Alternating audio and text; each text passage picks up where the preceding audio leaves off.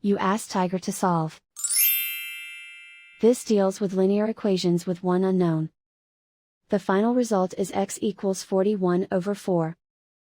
Let's solve it step by step. Simplify the expression. Expand the parentheses. Multiply the coefficients. Simplify the arithmetic.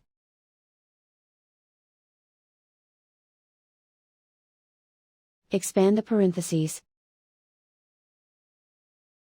Multiply the coefficients. Simplify the arithmetic.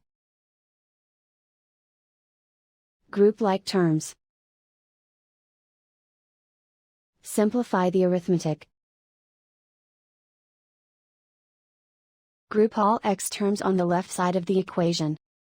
Add 22x to both sides. Group like terms. Simplify the arithmetic. Group like terms. Simplify the arithmetic. Group all constants on the right side of the equation. Add 25 to both sides. Simplify the arithmetic.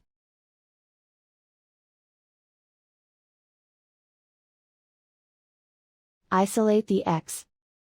Divide both sides by 4. Simplify the fraction.